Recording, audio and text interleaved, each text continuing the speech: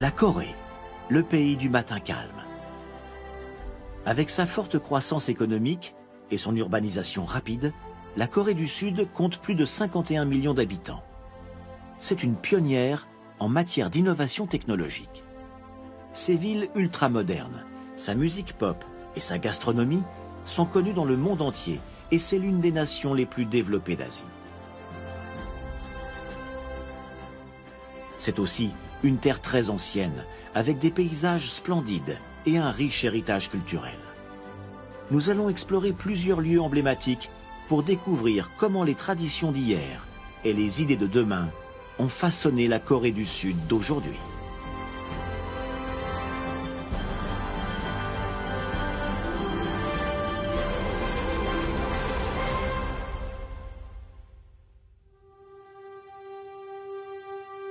Notre voyage aérien en Corée du Sud commencera à Séoul, au cœur de la péninsule coréenne.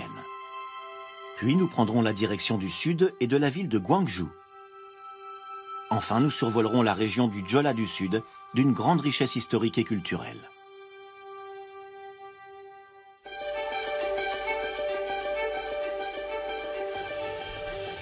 La ville de Séoul se situe dans le nord-ouest du pays. C'est la capitale de la Corée du Sud. Avec ses 10 millions d'habitants intramuros, Séoul est une gigantesque mégapole.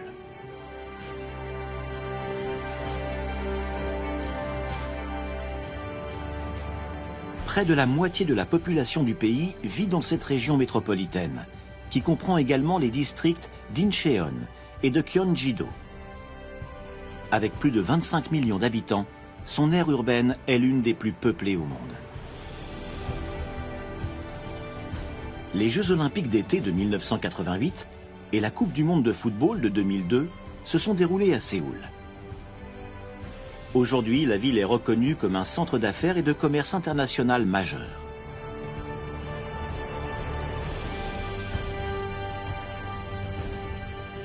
En plus de ses infrastructures technologiques, la capitale accorde une importance toute particulière à son histoire, sa culture et ses traditions.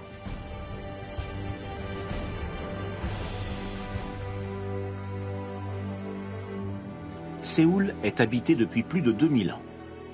Elle est déjà la capitale du royaume de Joseon au XIVe siècle, puis de l'Empire de Corée à la fin du XIXe.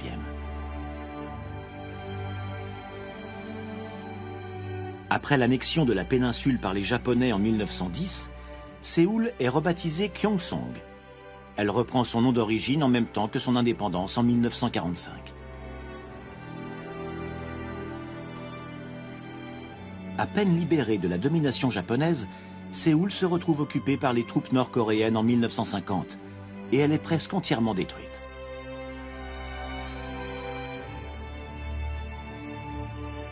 À l'issue de la guerre de Corée, il ne restera de Séoul que des ruines. Les victimes du conflit reposent ici, au cimetière national.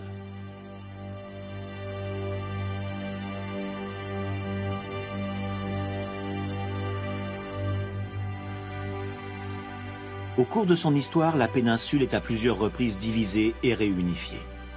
Après la Seconde Guerre mondiale, la Corée est coupée en deux, occupée par les Soviétiques au nord et les Américains au sud.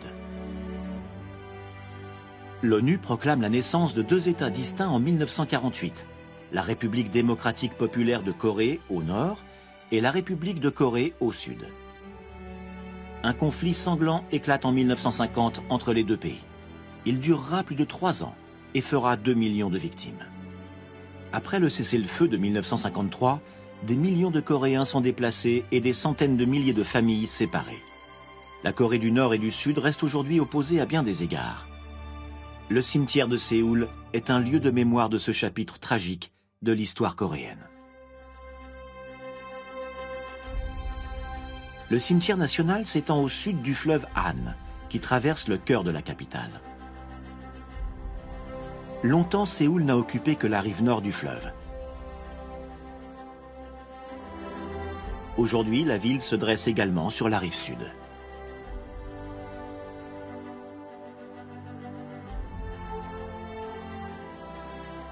« 31 ponts relient les deux parties de la capitale, comme le pont ferroviaire du Han, construit en 1900, et le pont Hamsa, achevé en 2015.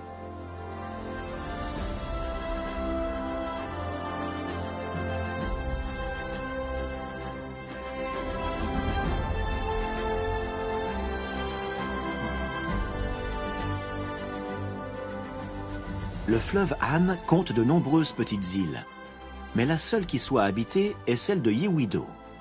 C'est ici que se dresse le célèbre 63 Building, érigé en 1985.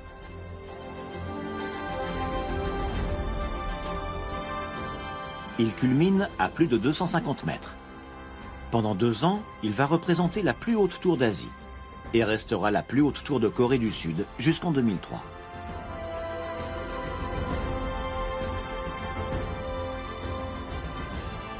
Pendant longtemps, l'île de Yeouido n'est qu'un immense terrain vague. Elle est urbanisée dans les années 70 et devient un pilier de l'activité économique et politique sud-coréenne. Son architecture s'inspire de celle de Manhattan, à New York.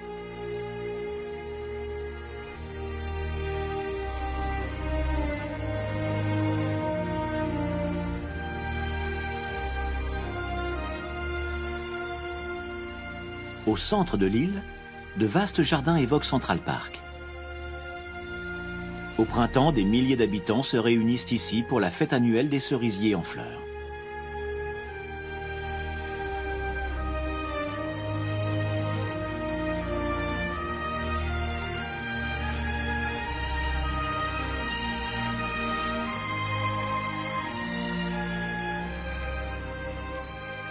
C'est également ici que se dresse l'Assemblée nationale, qui abrite le Parlement de Corée du Sud.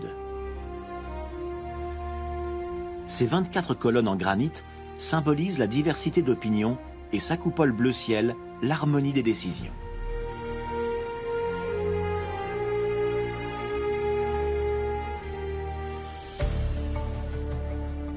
Au bord du fleuve, dans l'est de Séoul, se dresse le quartier de Jamsil.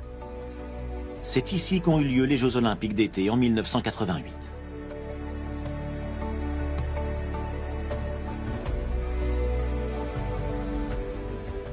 Ce pont imposant a été construit en hommage à cet événement.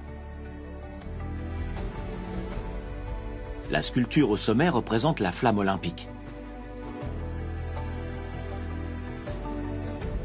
Un accident tragique a marqué son installation en 2001. L'hélicoptère qui la transportait est tombé dans le fleuve et ses 3 passagers ont été tués.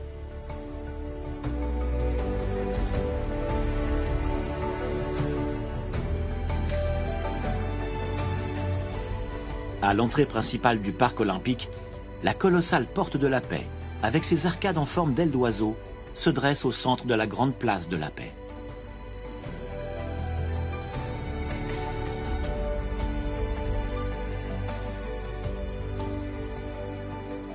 Les Jeux olympiques de Séoul en 1988 ont été les premiers depuis 12 ans à rassembler presque toutes les nations.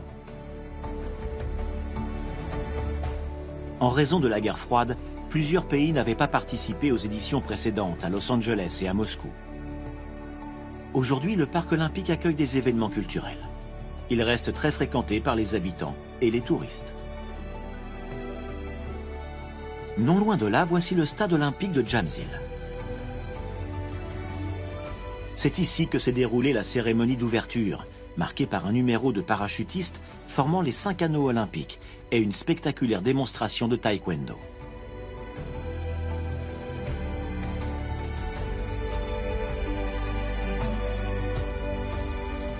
Pour beaucoup, les JO de 1988 symbolisent l'entrée de la Corée du Sud sur la scène internationale.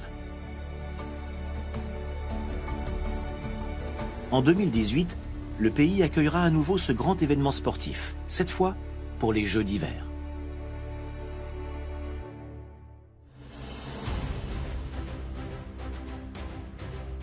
Près du stade olympique, le lac artificiel de Sokchon est très prisé des touristes. Ils viennent y admirer les cerisiers en fleurs au printemps et ses couleurs rougeoyantes à l'automne.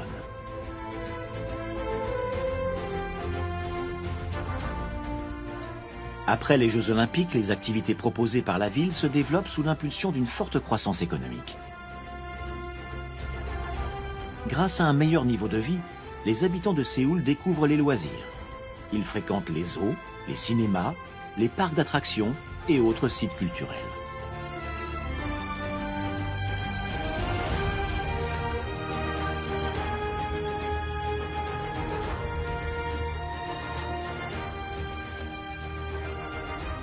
Ce parc d'attractions est particulièrement populaire, à la fois pour ses installations et pour sa splendide vue sur le lac.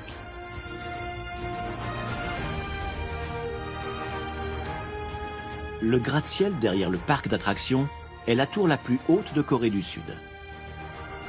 La Lotte World Tower, qui dépasse les 555 mètres avec son antenne, est la 5e plus haute tour du monde lors de sa construction en 2016.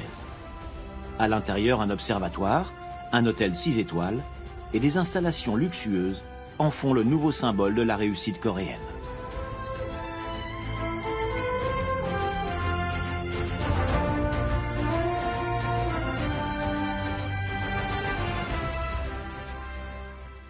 Dans cette ville en perpétuelle évolution, un quartier incarne la vie et le mouvement, celui de Gangnam.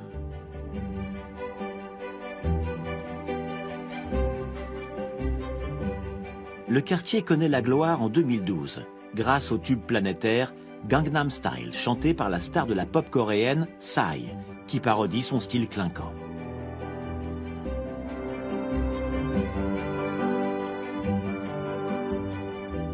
Aujourd'hui, Gangnam est un pôle économique important. Il abrite de nombreuses multinationales coréennes, et notamment un géant de la téléphonie mobile.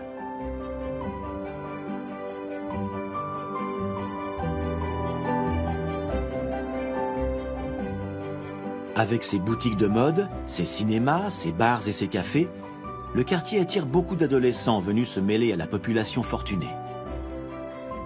Le week-end, les rues sont bondées et environ 100 000 personnes transitent par Gangnam tous les jours. Sa station de métro est la plus fréquentée de Séoul. Dans les années 2000, de grands noms de l'informatique se sont implantés sur le boulevard Terran. Ils ont participé à faire du quartier le moteur économique du pays. L'industrialisation rapide pendant la période d'après-guerre a transformé la Corée du Sud. Nulle part ailleurs, cette métamorphose n'est aussi visible qu'à Gangnam.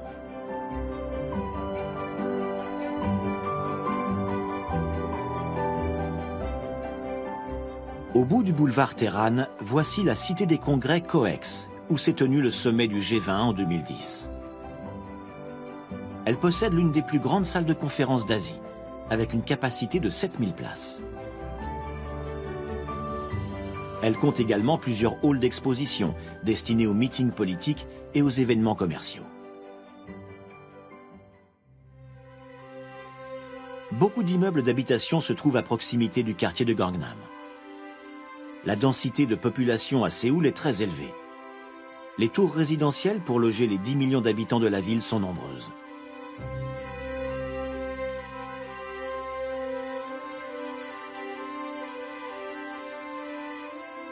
Mais la capitale coréenne n'est pas qu'une simple collection de gratte-ciel modernes. Loin de l'animation de Gangnam, Séoul cache un autre visage. Celui d'une ville historique ancienne, dont plusieurs monuments sont classés au patrimoine mondial de l'UNESCO. Certains sites se trouvent en plein cœur de la ville. Les tombes de 2 rois et d'une reine de la dynastie Joseon sont ici, à Sonjeongnung.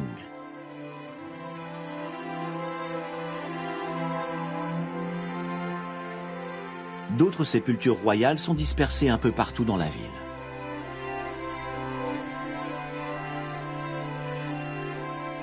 Les tombes de la dynastie Joseon sont inscrites au patrimoine mondial depuis 2009 pour leur importante valeur culturelle. Celles de Sonjeongnung sont réputées pour leur état exceptionnel.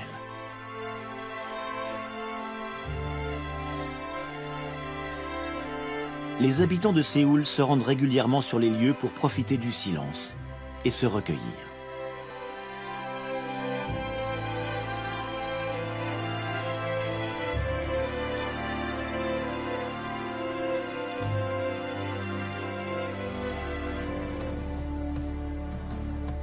Au nord-ouest, le long du fleuve Han, s'étend le quartier de Sangam.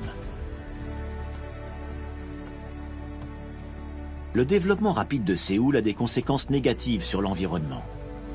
Le taux de pollution est élevé et le manque de forêt nuit à la qualité de l'air. Pour tenter de résoudre ces problèmes, le gouvernement a lancé au début des années 2000 un vaste projet de développement durable. Ce projet se concentre sur le quartier de Sangam.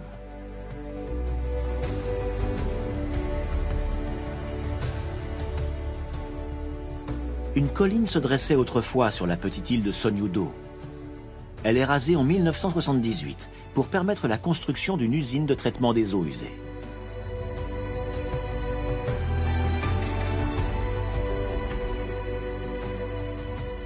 Dans les années 2000, la ville ferme l'usine pour rendre à l'île sa beauté naturelle.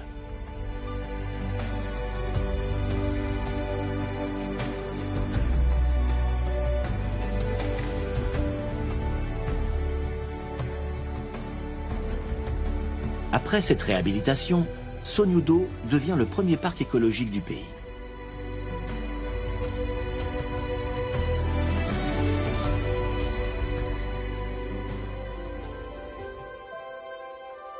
Toujours dans le quartier de Sangam, voici le tout nouveau centre multimédia.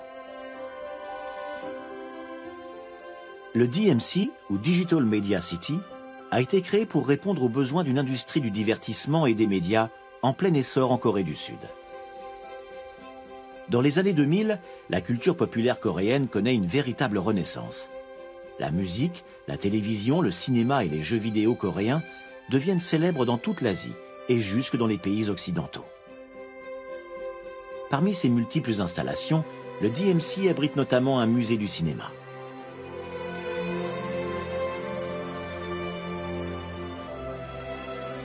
C'est non loin du DMC qu'a eu lieu la Coupe du monde de football en 2002. La cérémonie d'ouverture s'est déroulée dans le stade de Sangam. C'était alors le premier stade au monde à ne pas respecter le plan ovale de rigueur. Sa forme s'inspire du cerf-volant coréen traditionnel, et les mâts sur le toit symbolisent les bateaux qui voguent sur le fleuve Han. Son architecture étonnante lui a valu d'être élu l'un des 10 plus beaux stades au monde.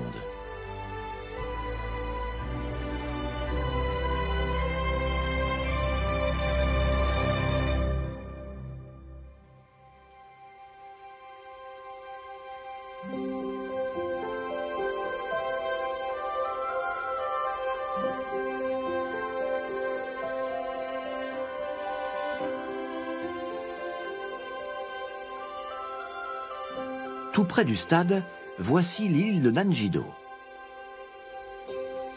Dans les années 70, elle devient le principal site d'enfouissement des déchets de la ville. Avant de remplir cette fonction, elle abritait des milliers d'oiseaux et une végétation variée. Le site d'enfouissement est fermé depuis 1993 et la nature a repris ses droits sur Nanji-do. C'est désormais un grand parc écologique. À l'automne, les roseaux blancs sont en fleurs. Depuis l'an 2000, environ 30 000 papillons ont été libérés sur l'île. Il n'est pas rare de les voir survoler le parc.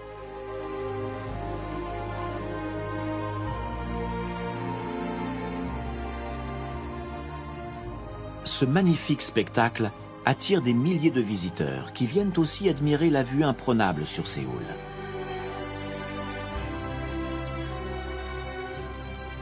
La plateforme d'observation est l'endroit idéal où prendre toute la mesure de la capitale, tout en s'imprégnant de l'atmosphère paisible de l'île.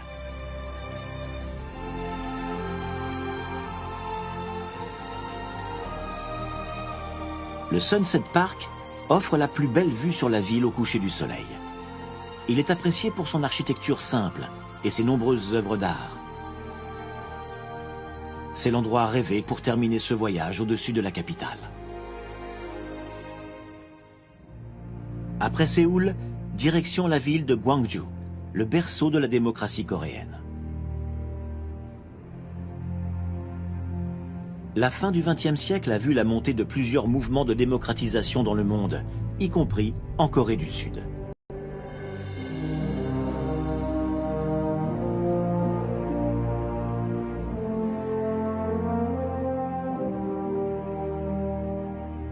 C'est ici que le peuple coréen s'est soulevé contre la dictature et s'est battu pour sa liberté.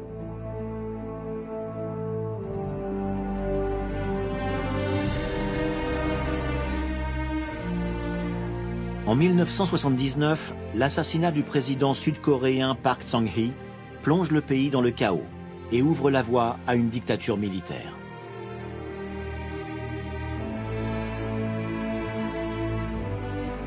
Le nouveau gouvernement oppresse les citoyens et les aspirations démocratiques gagnent rapidement tout le pays.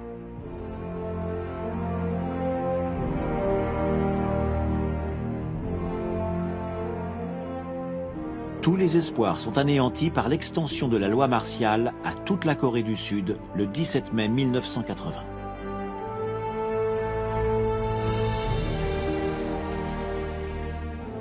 À Gwangju, le gouvernement va développer ses troupes pour faire taire les appels à la liberté.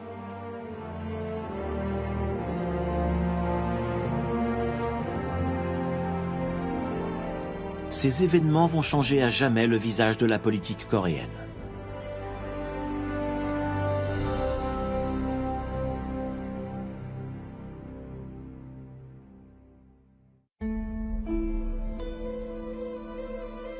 Le 17 mai 1980, la loi martiale et l'état de siège décrété à Gwangju contraignent les universités à fermer leurs portes. Le lendemain, plus de 200 étudiants manifestent pour protester contre les décisions du gouvernement.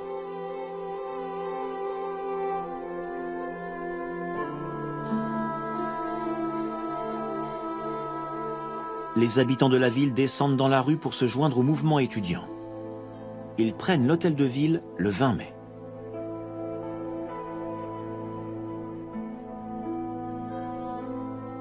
Le lendemain, le gouvernement isole la ville, qui se retrouve coupée de toute forme de communication. Les manifestants commencent à s'armer et le 23 mai, ils sont plus de 150 000 à marcher dans la rue principale de Gwangju. Le 27 mai, l'armée sud-coréenne entre dans la ville et ouvre le feu sur la foule. Le mouvement pour la liberté est réprimé dans le sang.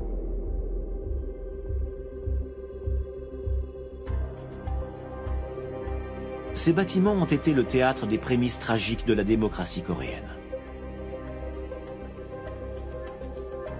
C'est ici, devant l'hôtel de ville, que 200 manifestants ont livré leur dernier combat contre l'armée.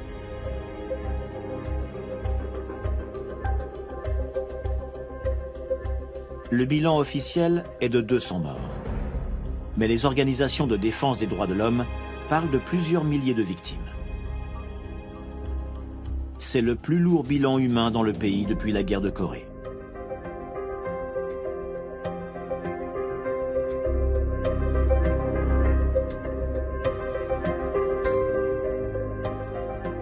Les événements de Gwangju entraînent une réaction en chaîne dans toute l'Asie. Dans les pays voisins, d'autres mouvements de démocratisation se forment pour se soulever contre l'injustice et la dictature.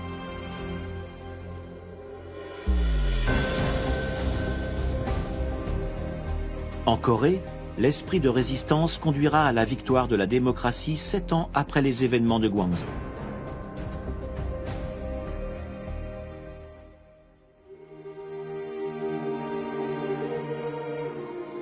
Voici le cimetière où sont enterrées les victimes.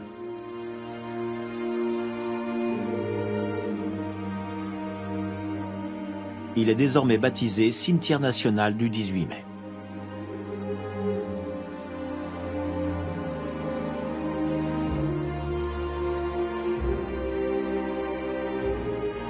Le gouvernement coréen a longtemps nié l'importance du soulèvement. Mais le 18 mai est finalement devenu un jour de commémoration nationale.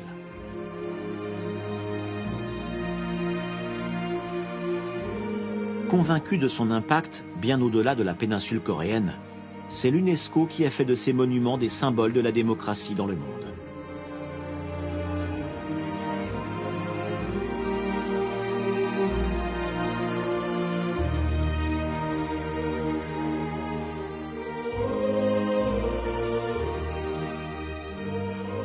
En 2011, le soulèvement de Gwangju a été inscrit au registre de la mémoire du monde.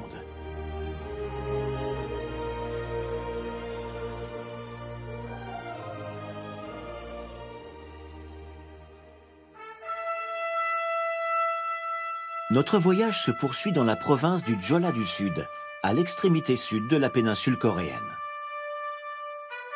En raison de sa situation géographique entre le Japon et la Chine, la Corée a souvent été envahie au cours de son histoire. La petite île de Wando porte les stigmates de ces invasions. L'île est célèbre pour son complexe militaire, fondé par le général Jangbogo au IXe siècle, dans ce qui était alors le royaume de Shilla. Jangbogo commence sa carrière en Chine, où il gravit rapidement les échelons grâce à ses qualités de combattant. Quand il rentre en Corée, il trouve son pays pillé par les pirates, et son peuple prisonnier et réduit à l'esclavage. Jangbogo somme alors le roi de le laisser défendre la péninsule. Impressionné par son audace, le roi le nomme commandant de sa forteresse. Jangbogo commence par établir une importante base navale nommée Chonghaejin. L'île de Wando a l'avantage d'être cernée par d'autres îles qui servent de barrage en cas d'attaque éventuelle.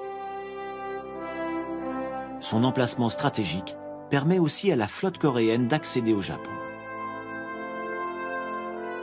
Le nom de Chonghaejin signifie « purifier la mer ». Il incarne l'ambition du général Jangbogo d'éradiquer tous les pirates susceptibles de menacer son pays.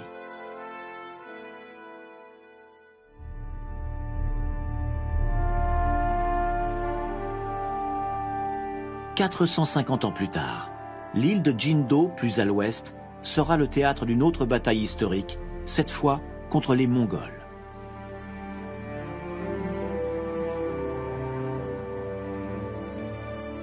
Cette île sert de refuge à la rébellion du Sambu-ilcho, une unité militaire d'élite formée sous la dynastie Goryeo. Le Sambu-ilcho regroupe les meilleurs guerriers de Corée.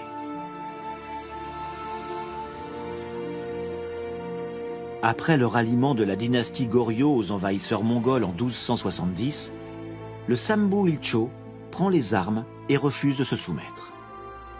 Par leur engagement, ces combattants gagnent vite le soutien du peuple. Ils accostent sur l'île de Jindo à bord d'1 millier de navires. Dans le nord-est de l'île, la forteresse de Yongjong-Sansong s'étend sur 13 km et constitue une formidable base militaire. C'est ici que les soldats du Sambu-ilcho résistent aux Mongols pendant 9 mois. Bien que la majeure partie du fort ait été détruite, les fondations de son palais sont désormais restaurées, ainsi que celles de 12 bâtiments en pierre.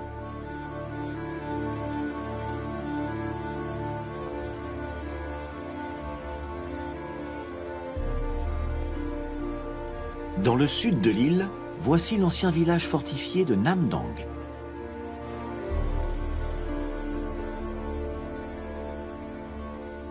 Il aurait été construit à l'époque des 3 royaumes, dans le but de défendre les côtes. Les soldats du Sambu-ilcho y combattent aussi l'armée mongole, jusqu'à ce qu'ils soient contraints de retourner sur l'île de Jeju.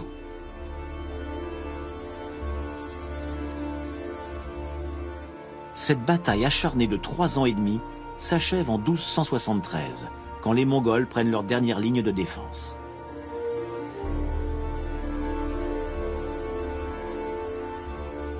La résistance du Sambu-ilcho face à l'une des armées les plus puissantes de l'époque forcera l'admiration.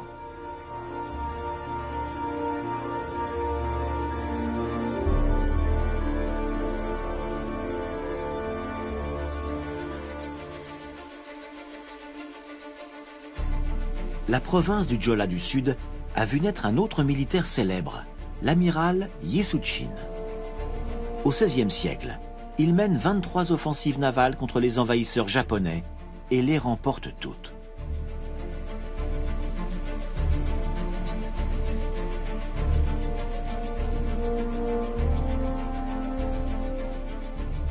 Né en 1545, l'amiral Yi devient commandant de la province du Jeolla en 1591, un an avant le début de l'invasion japonaise.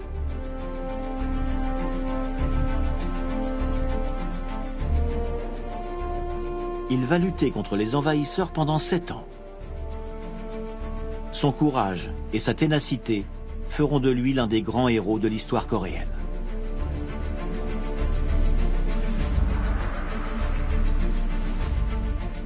Voici la ville de Yosu, où l'amiral Yi rassemble ses troupes avant la célèbre bataille de Myeongnyang. La flotte coréenne vient d'être partiellement détruite lors d'une bataille menée par l'amiral Won. Il est mort en mer, emportant avec lui tous les espoirs de vaincre la marine japonaise. L'amiral Yi ne dispose plus que de 13 navires pour affronter une flotte colossale.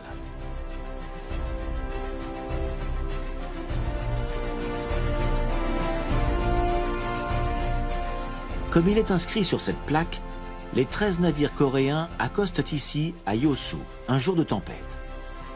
Malgré l'infériorité numérique de sa flotte, l'amiral Yi commence à établir une stratégie d'attaque.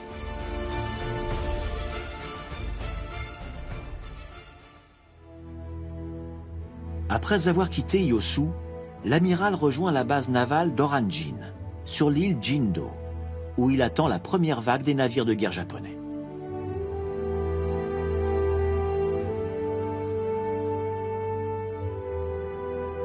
Lorsque les Japonais attaquent enfin, l'amiral et sa flotte sont prêts à les combattre. Contre toute attente, ils repoussent l'ennemi et cette victoire durement gagnée remonte le moral des troupes. Mais leur plus formidable combat reste à venir.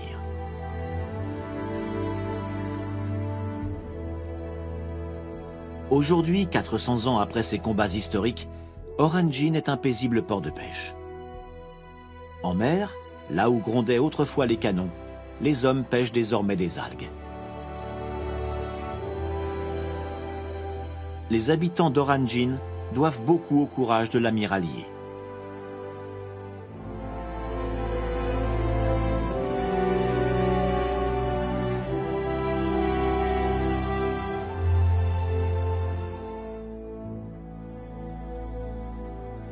Après leur défaite sur cette île, les Japonais battent en retraite. L'amiral Yi prévoit qu'ils passeront par le port de Byokpari, dans le nord-est de Jindo. Il s'y installe avec ses troupes pendant 15 jours et se prépare à affronter les navires ennemis. Le mémorial qui se dresse sur cette colline relate la bataille épique de Myeongnyang, qui restera à jamais gravée dans les mémoires.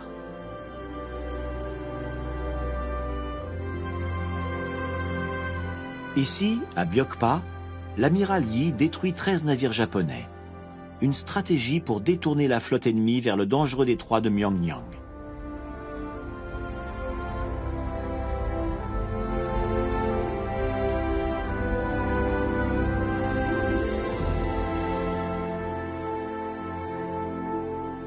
Non loin de là se trouve une importante base navale qui abrite plus d'1 millier de soldats.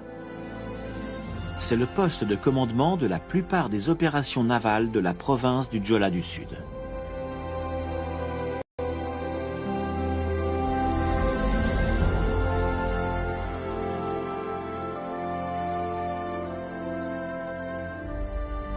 Après avoir coulé les 13 navires à Byokpa, l'amiral Yi déplace sa flotte ici.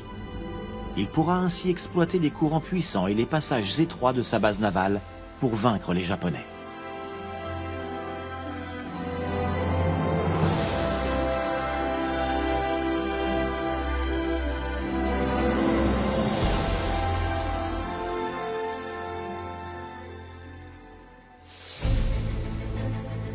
Voici le détroit de Myeongnyang, baptisé ainsi depuis la dynastie Joseon.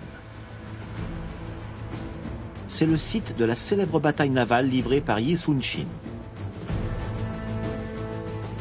Le grondement de ces eaux tumultueuses résonne dans un rayon de 8 km.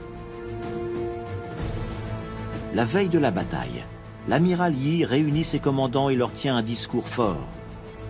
Ceux qui sont prêts à mourir vivront, et ceux qui sont prêts à vivre mourront. Encore aujourd'hui, ces paroles sont une source d'inspiration et de courage pour beaucoup de Coréens.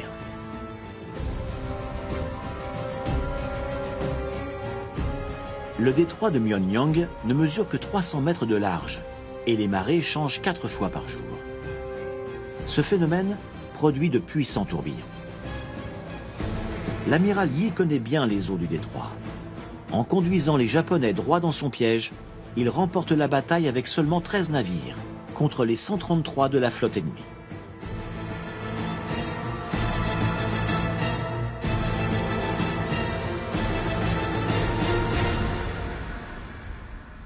C'est un triomphe sans précédent dans l'histoire navale que l'amiral qualifiera lui-même de miracle.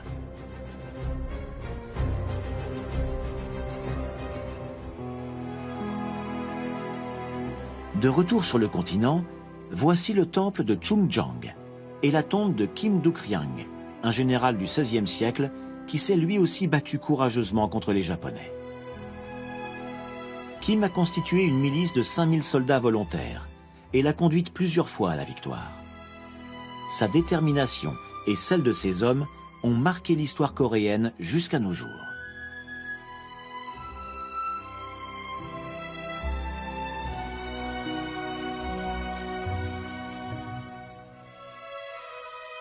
La Corée moderne est fondée sur cet esprit de résilience.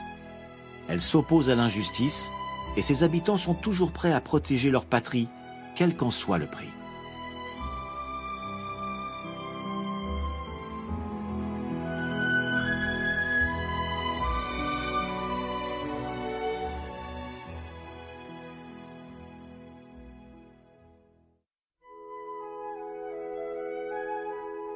Au fil des siècles, la Corée a repoussé à maintes reprises les envahisseurs et les agresseurs.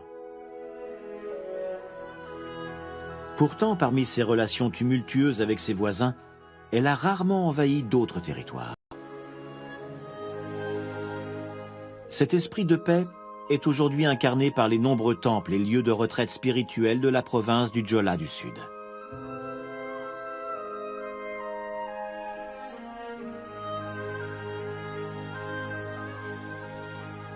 Situé à Yosu, voici le temple bouddhiste de Yangiram. Son nom signifie « le temple tourné vers le soleil » et c'est un lieu de prière important en Corée. Lors du Nouvel An, des fidèles venus de tout le pays s'y rassemblent pour regarder le soleil se lever et prier. D'après la légende, celui qui passe par les 7 maisons de Yangiram verra tous ses vœux exaucés.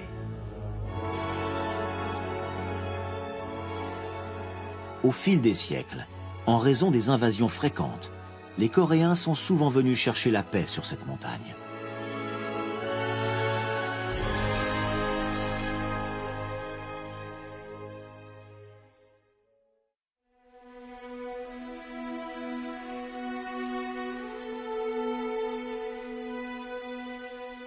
Non loin de Yosu, voici la baie de Suncheon.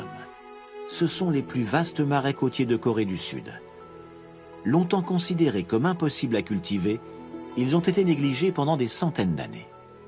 Récemment, des scientifiques ont découvert que ces marais purifiaient l'eau du fleuve avant qu'elle ne se jette dans l'océan. Depuis 2006, la baie de Suncheon est un parc écologique protégé.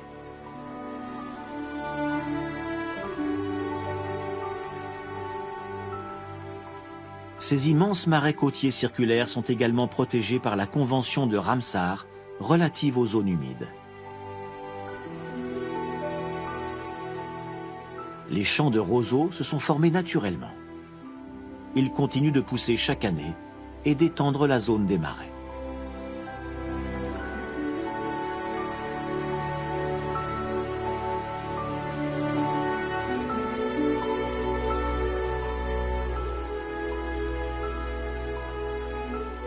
Remonter le canal en bateau est une expérience apaisante. C'est aussi le meilleur moyen de découvrir ce site naturel dans toute sa splendeur.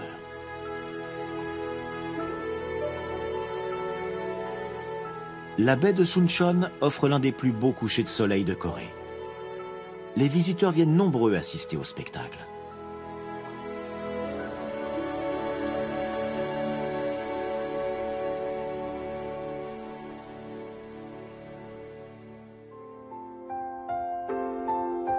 Au nord-est de la baie, Voici le site de Naganepsang. Il abrite le dernier château de la dynastie Joseon, dans le Jeolla du Sud. Le village habité aujourd'hui a été entièrement restauré d'après les plans d'origine, avec ses murs d'enceinte. Bâtis tout d'abord en argile, ces remparts ont dû être reconstruits pour résister aux attaques des Japonais sous la dynastie Joseon. Malgré leur mode de vie moderne, les habitants du village perpétuent certaines traditions très anciennes.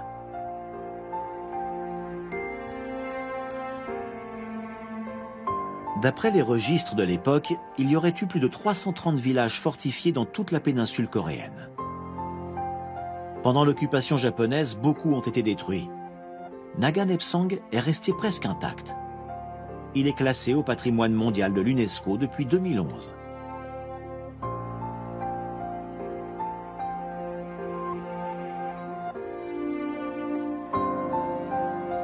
Le site serait habité depuis le début du premier millénaire. Une première forteresse est construite au début du Xe siècle par la dynastie Goryeo. Mais le village commence seulement à prospérer sous les rois Joseon, à la fin du XIVe siècle. Plus à l'ouest, voici Sangnam-sa, un temple bouddhiste niché dans les montagnes.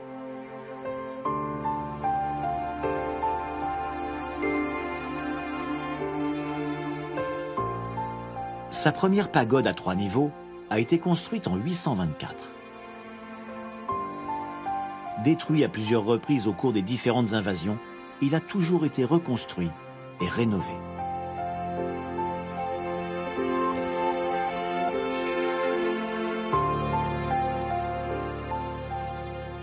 Chaque reconstruction est restée fidèle au plan d'origine, qui respecte l'harmonie avec la nature environnante.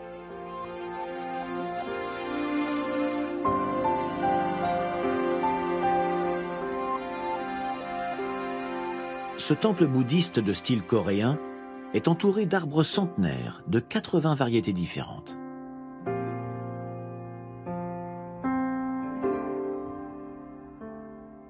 Ces arbres confèrent à Sangnam-sa une atmosphère différente de celle des autres temples du pays. Les citadins viennent souvent se reposer ici le week-end, pour goûter la tranquillité, loin du tumulte de la ville.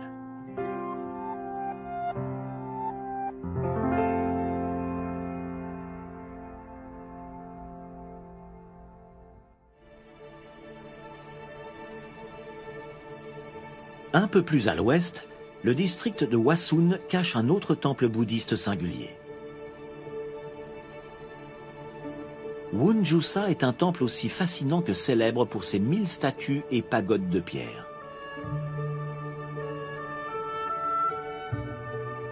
Elles représentaient différentes périodes de l'histoire du bouddhisme.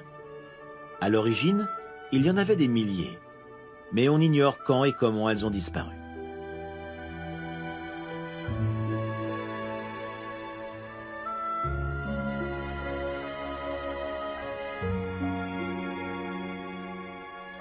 Aujourd'hui, il ne reste que 91 bouddhas de pierre et 21 pagodes.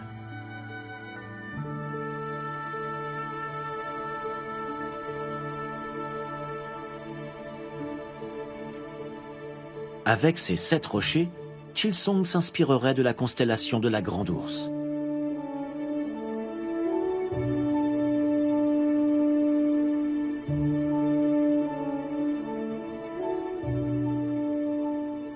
Cet immense Bouddha de pierre mesure 12 mètres de long et pèse plus de 250 tonnes. Une légende l'accompagne.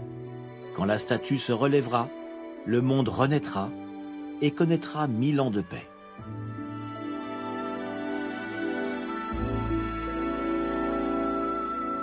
Les Coréens viennent prier à Wonju-sa dans l'espoir de s'assurer un avenir riche et paisible.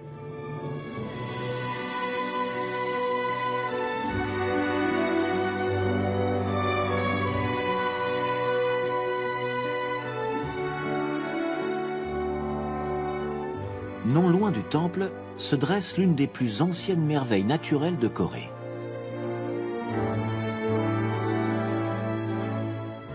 Les falaises rouges de Hwasun s'étendent sur 7 km et se seraient formées il y a plus de 150 millions d'années. Elles évoquent les falaises du Yangtze, en Chine. De nombreux poètes de la dynastie Joseon étaient captivés par ces falaises, au point de consacrer de longs vers à leur beauté.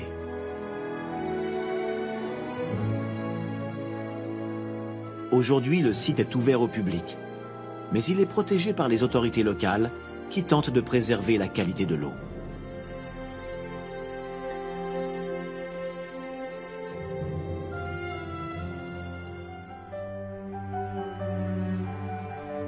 Au sud-ouest de Hwasun, voici l'île de Jindo. Elle est séparée du continent par le détroit de Myeongnyang, là même où l'amiral Yi a livré au XVIe siècle sa bataille héroïque.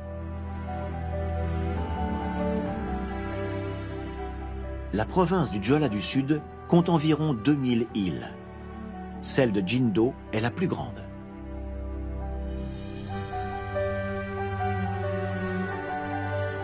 En mars et octobre de chaque année, un étrange phénomène naturel se produit. La mer expose un banc de sable entre le continent et l'île. Cela n'arrive que 2 fois par an et pendant quelques jours seulement. Le passage s'étend sur près de 3 km de long et 40 mètres de large.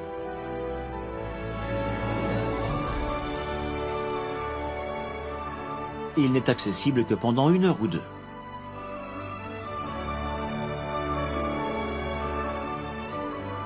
Des milliers de Coréens viennent chaque année emprunter ce pont naturel jusqu'à Jindo. Si la traversée s'effectue de nuit, ils brandissent une torche pour illuminer ce paysage surprenant.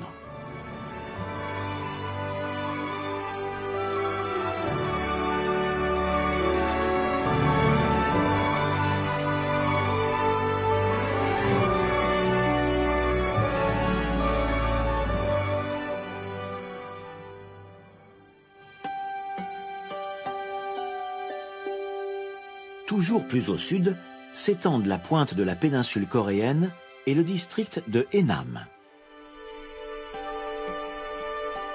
Sur le mont Dalma se dresse Miwangsa, un temple qui a été fondé en 749.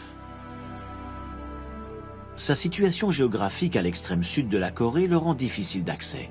Par conséquent, il est assez peu fréquenté.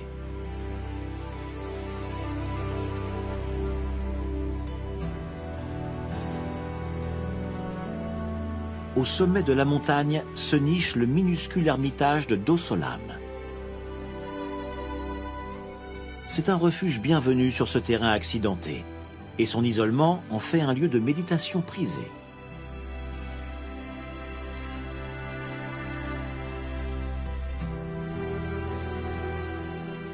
Incendié par les Japonais au XVIe siècle, il est longtemps resté en ruine. En 2002, des moines bouddhistes ont participé à sa reconstruction.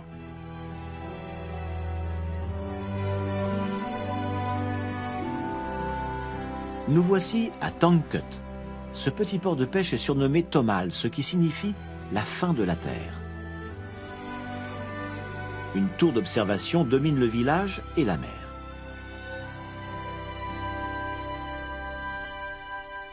Son allure futuriste marque non seulement la pointe de la péninsule coréenne, mais aussi l'extrémité du continent eurasiatique. Face à elle, la mer s'étend à perte de vue, comme une invitation au voyage.